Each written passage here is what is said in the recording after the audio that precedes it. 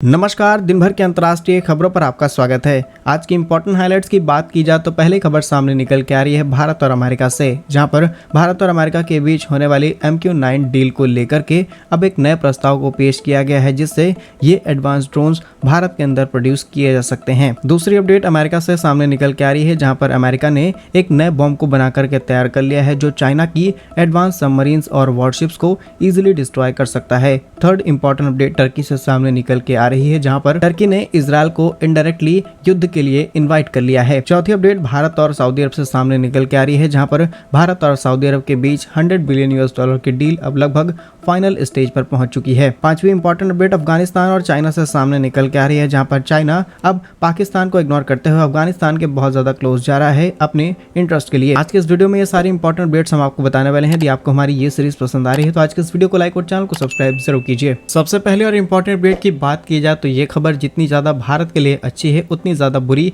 पाकिस्तान के लिए है। यदि आपको याद हो तो कुछ दिनों पहले ही भारत और अमेरिका के बीच में MQ-9 प्रीडेटर ड्रोन्स को खरीदने के लिए एक इंपॉर्टेंट डील की जाती है, लेकिन अब भारत और अमेरिका अपनी इस डील में कुछ नए मॉडिफिकेशंस करने जा रहे हैं। जानकारी के लिए आपको बता दें कि ये एक ऐसा ड्रोन है जो बिना POK के अंदर घुसे ही वहां पर मौजूद जितने भी आतंकी ठिकाने हैं उनको पूरी तरीके से बर्बाद कर सकता है। इसीलिए जैसे ही भारत और अमेरिका इस डील को फाइनलाइज करते हैं, पाकिस्तान की चिंताएं कई गुना ज्यादा बढ़ जाती हैं। प्रोजेक्ट डिटेल्स की बात की जाए तो इसे दुनिया का सबसे खतरनाक ड्रोन कहा जाता है, जिसे हम MQ-9B प्रीडेटर ड्रोन के नाम से जानते हैं। भारत ऐसे करीब 31 यानी कि 31 ड्रोन्स अमेरिका से खरीद रहा है, जिनकी वैल्यू करीब 25,955 करोड़ रुपए से भी ज्यादा की है। ये सभी ड्रोन्स भारत की तीनों सेनाओं में इस्तेमाल किए जाएंगे, लेकिन अब भारत और अमेरिका ने इस नई डील को एक बार फिर से मॉडिफाई कर दिया है। एक नया प्रस्ताव पेश किया गया है, जिसमें कहा गया है कि हम चाहते हैं कि इन नए ड्रोन्स को भारत के अंदर लेकर के आया जाए, लेकिन इनकी ताकत को बढ़ाने के लिए स्वदेशी तकनीकों का इस्तेमाल किया जाए। यानी कि भारत ने इनडायरेक्टली अमेरिका के सामने ये प्रस्ताव रख दिया है कि इनका प्रोडक्शन हम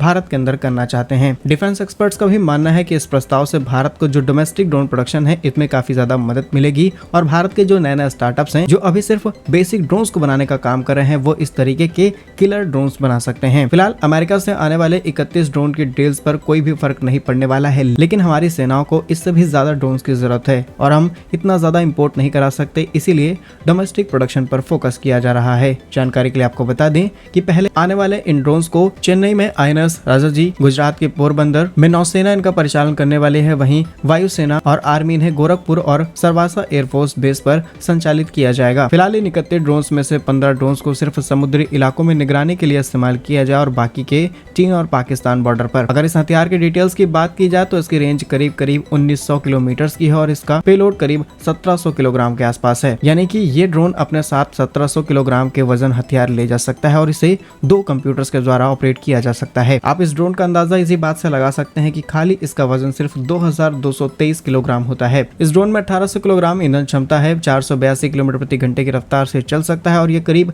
50,000 फीट की ऊंचाई से भी दुश्मन पर नजर रख सकता है और वहां से आसानी से हमले कर सकता है। फिलहाल भारत की तरफ से बड़ा प्रस्ताव है ताकि हम इसका डोमेस्टिक प्रोडक्शन देश के अंदर कर पाए। नेक्स्ट इंपॉर्टेंट अपडेट की बात की जाए तो ये अमेरिका से सामने निकल के आ रही है, जहां पर अमेरिका ने एक क्विक सिंक बम बनाकर के तैयार कर लिया है, जो सिर्फ एक वॉर में करीब 25,000 टन से भी ज्यादा वजन वाले जहाज, वॉरशिप, इवन सबमरीन्स को भी पूरी तरीके से बर्बाद कर सकता है। डिटेल्स की बात की जाए तो प्रशांत महासागर के अंदर हवाई द्वीप समूह के पास अमेरिका ने कुछ बड़े सैनिक अभ्यास करने शुरू कर दिए हैं और इस नए अभ्यास के अंदर अमेरिका ने पहली बार अपनी वायुसेना के माध्यम से B-2 बम वर्षक विमानों का इस्तेमाल किया है, जिन्हें लंबी दूरी के हथियारों के साथ लैस किया गया है और इसी दौरान यहाँ पर B-2 स्टेल्थ बॉम्बर के साथ भी कई एडवांस बम को इंटीग्रेट किया गया है, जहाँ इस अभ्यास के दौरान 820 फीट लंबा और करीब 40,000 टन वजनी एक जहाज पर हमला किया जाता है B-2 से और ये पूरी तरीके से इसे बर्बाद कर सकता है। और अमेरिका के इसी ताकत ने इस पूरे जहाज को पूरी तरीके से बर्बाद करके रख दिया, जिससे साबित हो चुका है अमेरिका मिनिमम 25,000 वजनी किसी भी जहाज को पूरी तरीके से बर्बाद कर सकता है। नेक्स्ट इंपॉर्टेंट अपडेट की बात की जाए तो ये तुर्की और इजरायल के बीच से सामने निकल के आ रही है, जहां पर कल ही खबर सामने निकल के आती है कि हिजबुल्लाह के एक संगठन ने कुछ मिसाइल से इजरायल के एक स्टेडियम के ऊपर हमला किया है, जिसमें करीब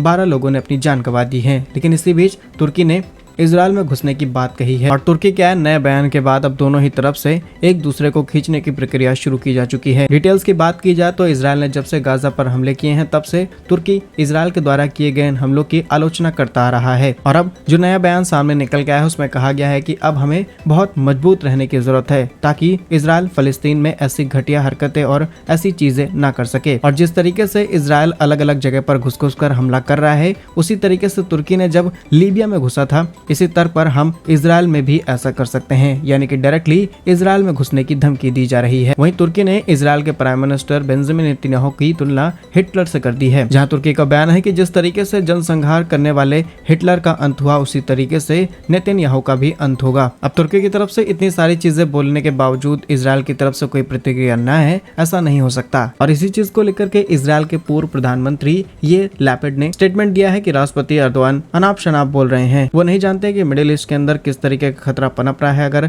इस समय इसराइल ने इन सभी चीजों को रोकने की कोशिश नहीं की तो भविष्य में इसके नतीजे कितने बुरे हो सकते हैं इसके बारे में शायद तुर्की को थोड़ा सा भी अंदाजा नहीं है। ओवरऑल बात की जाए तो तुर्की एक मेजॉरिटी मुस्लिम सपोर्टर कंट्री है, जहां पर इसराइल की तरफ से गाजा पर हो रहे हमलों को लेकर के न सिर्फ तुर्की बल्कि पाकिस्तान, ईरान, स्पेन, मालदीव जैसे तमाम देशों ने अपनी प्रतिक्रिया दी थी। और यहाँ पर जो आम लोगों की जाने जा रही है इसको लेकर के फुल सपोर्ट किया गया है। फिलहाल टर्की के इस स्टेटमेंट पर आप क्या सोचते हैं हमें कमेंट्स में जरूर बताइएगा। नेक्स्ट इंपॉर्टेंट अपडेट की बात की जाए तो ये भारत और सऊदी अरब से सामने निकल के आ रही है, जहां पर आज सऊदी अरब दुनिया का वो देश है जो सबसे ज्यादा काला सोना यानी कि क्रूड ऑयल एक्सपोर्ट करता है। लेकिन इसी देश ने भारत के लिए एक बड़ा खजाना खोल दिया है। असल में ये अपने देश के अंदर नई रिफाइनरीज, नए रिन्यूएबल एनर्जी प्रोजेक्ट सेटअप करने चाहते हैं, जिसके लिए ये भारत के साथ अपने ट्रेड लगातार इंक्रीज कर रहे हैं। जानकारी के लिए आपको बता दें कि सऊदी अरब के क्राउन प्रिंस मोहम्मद बिन सलमान ने G20 में भारत की यात्रा की थी और दोनों देशों के बीच में करीब 100 अरब डॉलर के निवेश पर सहमति बनी थी। और अब इसी चीज को लेकर के